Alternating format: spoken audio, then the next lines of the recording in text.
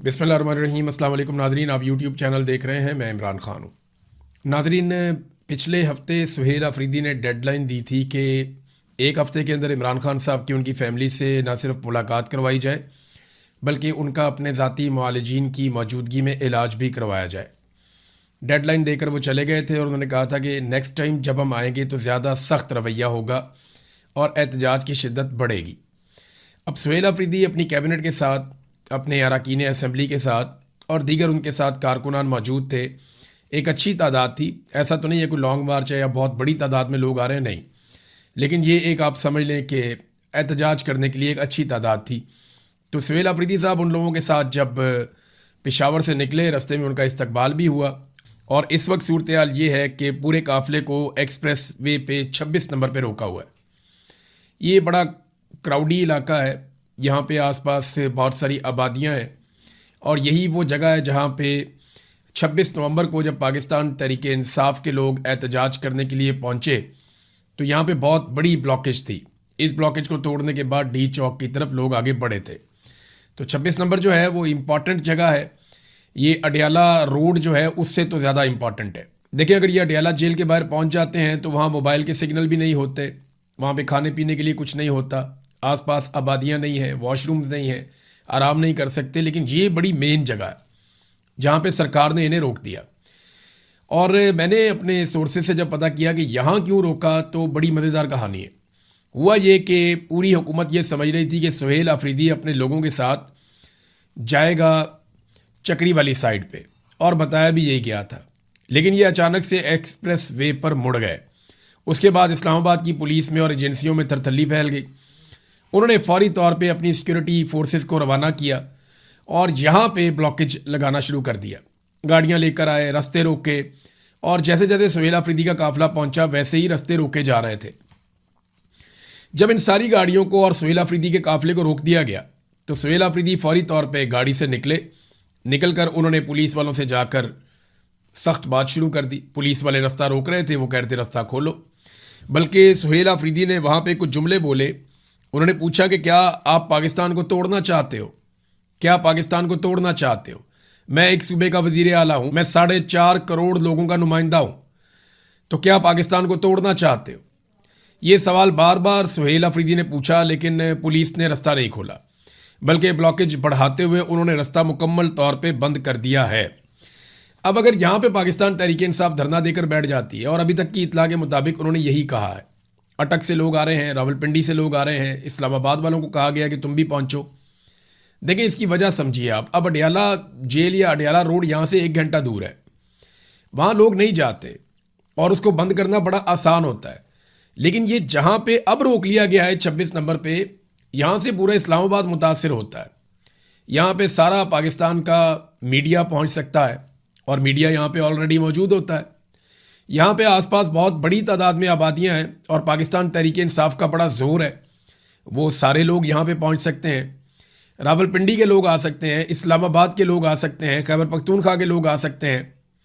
तो यहाँ पे ये सूरत जो है वो इंटेंस होती जाएगी। जो वहाँ पे रिपोर्टर्स मौजूद हैं उनसे मेरी बात हुई, उन्होंने कहा जी कि अब तो जीटी रोड वाला रास्ता भी पुलिस बंद कर रही है, यानी पुलिस कोशिश कर रही है कि पीछे से मजीद लोग ना पहुँच सकें।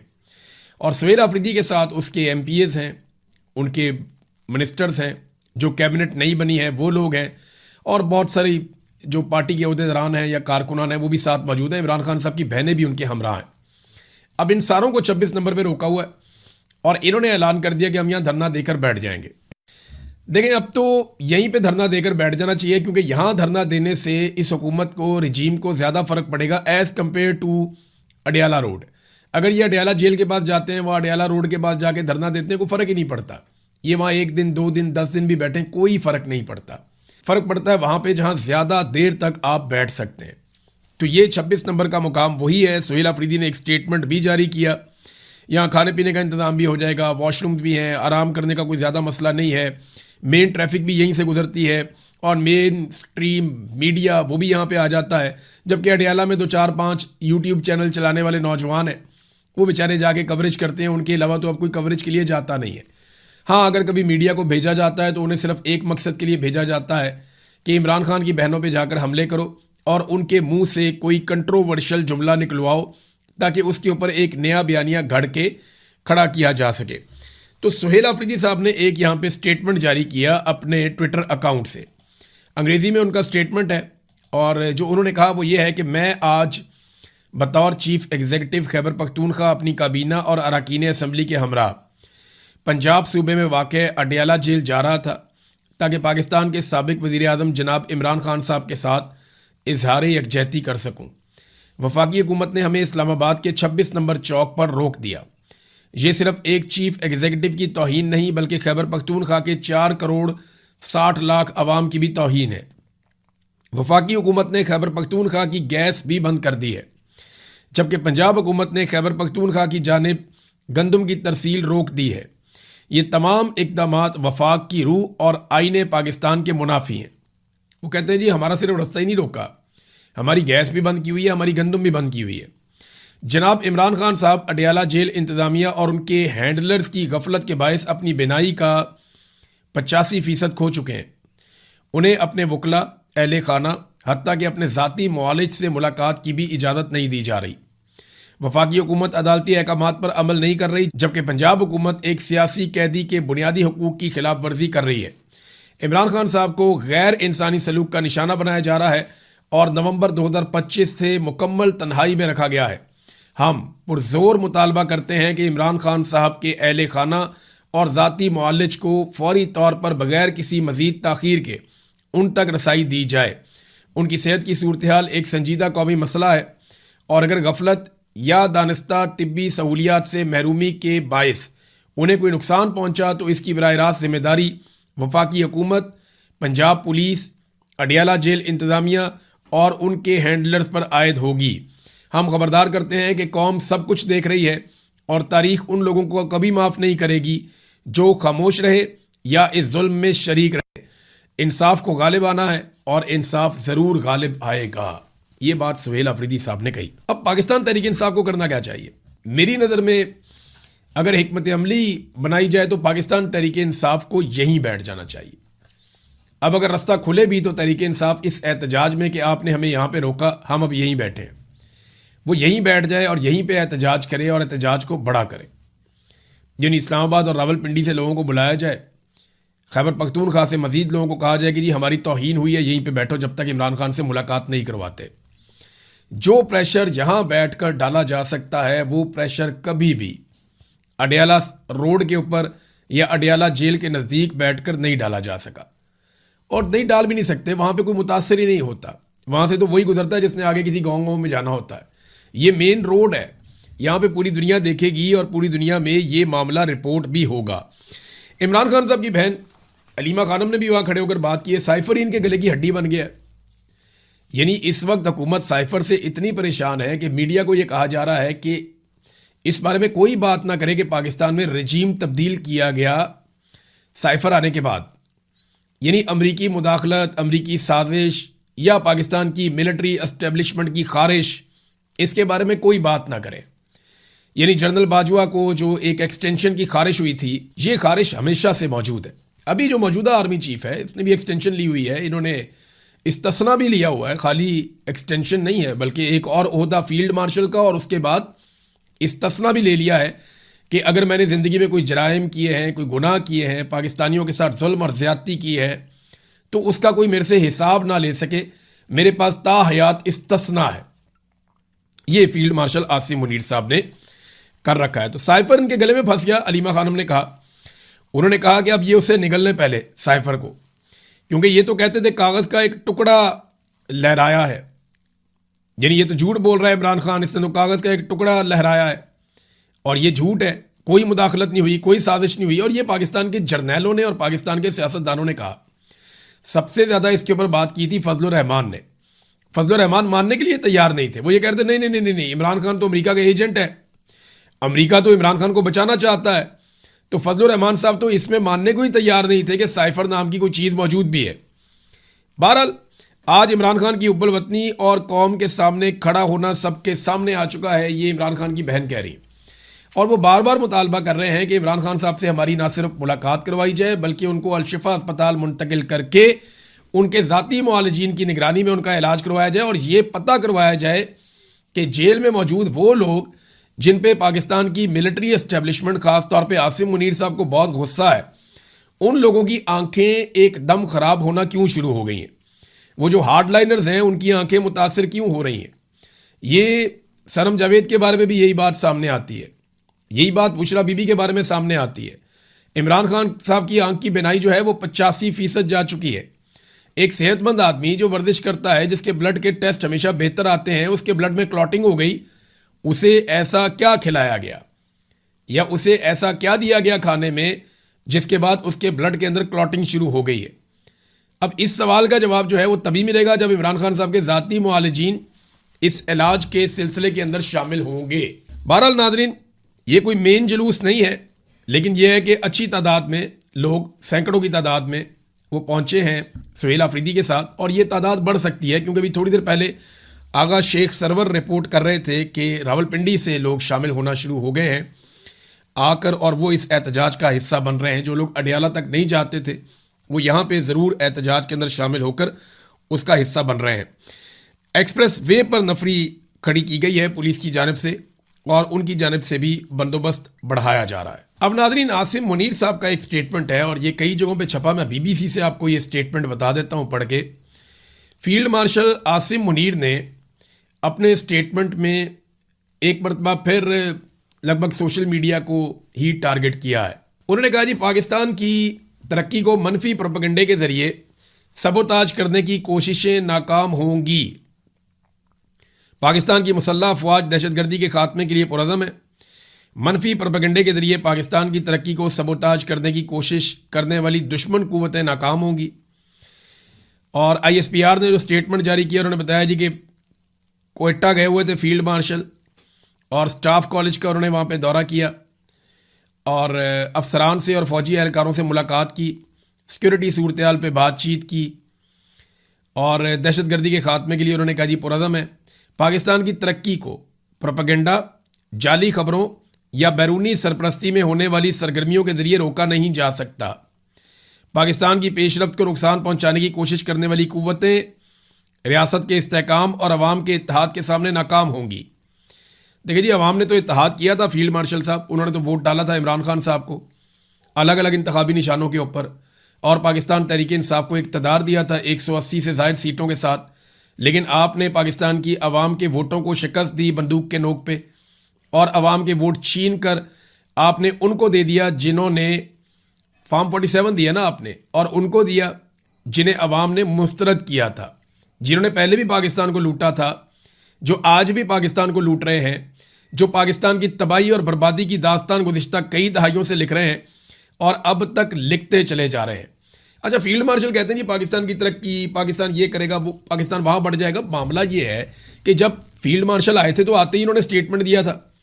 आज उस स्टेटमेंट को 3 साल हो गए, इन्होंने कहा था 1 साल में मईशत खड़ी कर देंगे, ये करेंगे वो करेंगे, मईशत का बेड़ा ही गर्क हो गया।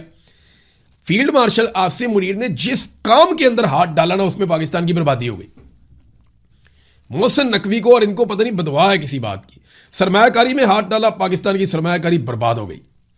मईशत के अंदर हाथ डाला, पाकिस्तान की मईशत बर्बाद हो गई। दहशतगर्दी के मामले में है, पाकिस्तान की दहशतगर्दी का मामला कहां से कहां चला गया, दहशतगर्दी कई गुना बढ़ गई। ज़राअत के अंदर हाथ डाला, पाकिस्तान की ज़राअत की हालत आपके सामने है। एनर्जी के अंदर हाथ डाला, पाकिस्तान की एनर्जी की हालत आपके सामने है। तजारत के अंदर हाथ डाला, पाकिस्तान की तजारत आपके सामने है। इंपोर्ट एक्सपोर्ट की बात की, वो उसकी सूरत हाल आपके सामने है।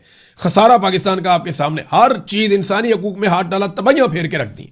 क्रिकेट के अंदर हाथ डाला, क्रिकेट का बेड़ा ही गर्क करके रख दिया। खेलों में हाथ, जिस चीज के अंदर इन्होंने हाथ डाला वहां पे बदतरीन फेलियर पाकिस्तान को मिला। सिर्फ एक ड्यूटी इनकी लड़ने की है, और वो भी अगर इनको अकेले को करना होता तो वो भी बेड़ा गर्क कर देते। ये वो तो शुक्र है पाकिस्तान के पास एयरफोर्स है, एक तगड़ी फौज है, वरना मोहसिन नकवी और आसिम मुनीर साहब के पास होती तो ये अकेले अगर इनके ऊपर छोड़ दें आप, तो पता नहीं ये क्या करेंगे पाकिस्तान के साथ, क्योंकि इन्होंने जिस चीज में हाथ डाला उस चीज का इन्होंने सत्यानाश किया। और देखें ना, मैं आपको ये बताता हूं, अभी इनका ये स्टेटमेंट आपने सुना जो BBC के ऊपर से पढ़ के मैंने आपको बताया। अब जरा आप एक और हकीकत देखिए कि पाकिस्तान में गैर मुल्की सरमायाकारी में कमी के तमाम रिकॉर्ड टूटते जा रहे हैं। ये आसिम मुनीर साहब ने इसकी जिम्मेदारी ली थी कि बहुत सारी सरमायाकारी मैं पाकिस्तान में लेकर आ रहा हूं। SIFC भी इन्होंने अपनी मर्जी से बनाया था। गैर मुल्की सरमायाकारी पाकिस्तान से तेजी से निकलती चली जा रही है। स्टेट बैंक ऑफ पाकिस्तान की जानिब से जारी करदा ताज़ा तरीन अदादोशुमार के मुताबिक मौजूदा माली साल के पहले 10 महीने में जुलाई 2025 से लेकर अप्रैल 2026 के अरसे के दौरान कुल गैर मुल्की सरमायाकारी सिर्फ 31.7 मिलियन डॉलर रही है। ये कोई छोटा मोटा एक बिजनेसमैन कर सकता है। ये तो छोटा मोटा एक बिजनेसमैन कोई भी हो ना, यूएई के अंदर बैठा है, दुबई में, सऊदी अरब में, कहीं पे भी, छोटा मोटा इतनी सरमायाकारी तो वो ले आता है। तो इतनी सरमायाकारी भी इनके पास नहीं आई। टोटल सरमायाकारी जो पूरे माली साल के अंदर पहले 10 महीनों में पाकिस्तान में आई वो 3 करोड़ डॉलर के करीब है। 3 करोड़ डॉलर। बातें इन्होंने की थी 100 अरब डॉलर लेकर आएंगे, 1000 अरब डॉलर लेकर आएंगे, 200 अरब डॉलर लेकर आएंगे, 50 अरब डॉलर यहां से आएगा, 15 अरब डॉलर वहां से आएगा, 25 अरब डॉलर वहां से आएगा। कहानियां सुना सुना इन्होंने कौम को बेवकूफ बनाया। और टोटल जो इन्वेस्टमेंट है, सरमायाकारी है, वो 3 करोड़ डॉलर है। अंदाजा कीजिए आप, इनके दावे कहां गए, इनके वादे कहां गए। आज फील्ड मार्शल की बात पे लोग यकीन क्यों करें? जिन ऑफिसर्स के साथ वो बैठ के बात कर रहे हैं कि प्रोपेगेंडा है, जाली खबरें हैं, नाकाम होंगी, वो क्यों यकीन करें? जब हमने बताया कि मईशत नहीं चलेगी, आप कुछ भी नहीं कर पाएंगे, आप उल्टे लटक जाए, आपसे होगा ही नहीं। जब तक पाकिस्तान में सियासी इस्तेहकाम नहीं आएगा, आप जो मर्जी कर लें, जो मर्जी कर लें, आपसे मईशत नहीं चलेगी। ये हालात बेहतर नहीं होंगे। कोई खबर जाली नहीं है, कोई प्रोपेगेंडा नहीं है। सीधी सीधी बात है कि मार्शल लॉ के साथ मईशत नहीं चल सकती। आपने मुल्क के अंदर एक हाइब्रिड निज़ाम बनाया हुआ है जो मार्शल लॉ प्लस है। और इतनी संगीन खिलाफ वर्जियां जो इंसानी हकूक की हो रही हैं, जो अदलिया का, पार्लिमान का, मीडिया का, शख्सी आज़ादियों का, आज़ादी इज़हार राय का जो आपने हाल कर दिया है, इसके साथ कोई मईशत नहीं चलती। नाज़रीन, अब तो बिजली के बिल के अंदर भी जो गरीब आदमी का बिल था, वो अजीबोगरीब किस्म के बिल आ रहे हैं। पहले एक बिल आपको और मैं दिखा देता हूँ। ये बिल देखें आप, 2 यूनिट इस्तेमाल हुए हैं और इसमें जो बिल है वो 3000 रुपये है और फी यूनिट 1500 रुपये का पड़ गया। आप अंदाजा करें, 2 यूनिट इस्तेमाल हुए हैं सिर्फ। ये चेक कर लें आप, आपको ऐसे ऐसे अजीबोगरीब किस्म के आपको चार्जेस पड़ते हैं। कोई फिक्स चार्जेस हैं, कोई कॉस्ट ऑफ इलेक्ट्रिसिटी तो 69 रुपये है, फिर इसके अंदर जीएसटी है, फिर इसके अंदर एक और चार्ज है, ये करंट बिल है, एफसी सरचार्ज है, और पता नहीं कौन कौन से इन्होंने डाले हुए हैं। बिल पढ़ के ही बंदा परेशान हो जाता है कि किस किस किस्म के इन्होंने चार्जेस पाकिस्तानियों के ऊपर लगाए हुए हैं। और अब बिल के साथ इन्होंने इस मरतबा एक QR कोड भी भेज दिया। वो कहते हैं जी इसको स्कैन करें, उसके बाद जो इन्फॉर्मेशन आपसे मांगी जाएगी वो इन्फॉर्मेशन आप प्रोवाइड करें, वरना अगले महीने से जो गरीब आदमी है उसके पास जो बची कुची सब्सिडी है वो भी ख़त्म हो जाएगी। तो मेरी सारे पाकिस्तानियों से गुजारिश है जो बहुत कम बिजली इस्तेमाल करते हैं, 100 यूनिट या 200 यूनिट के अंदर अंदर जो बिजली इस्तेमाल करते हैं, वो अपने बिल के ऊपर जो QR कोड है उसको स्कैन कर लें और जो इन्फॉर्मेशन सरकार उनसे मांगती है वो इन्फॉर्मेशन दे दें। वरना जो मामूली सी, बहुत थोड़ी सी सब्सिडी भी आपको मिल रही है, वो सब्सिडी भी ये सरकार आपसे छीन लेगी, क्योंकि इन्होंने IMF से वादा किया हुआ है। और इनका अंदाज़ा ये है कि क्योंकि गरीब आदमी की ये कैपेसिटी नहीं होती, बेचारा स्मार्टफोन किधर से लाए। ये QR कोड स्कैन करने का तो पाकिस्तान में आधे से ज़्यादा लोगों को पता ही नहीं है, और गरीब इंसान को तो बिल्कुल ही पता नहीं है। उसके बाद तो स्मार्टफोन भी नहीं होता, तो वो किस तरीके से ये करेगा, मेरी समझ से बाहर है। लेकिन आप सब मदद करें एक दूसरे की। जो बहुत कम बिल जिनको आता है वो QR कोड किसी तरह स्कैन करें और जो थोड़ी बहुत सब्सिडी है उसको बचाने की कोशिश करें।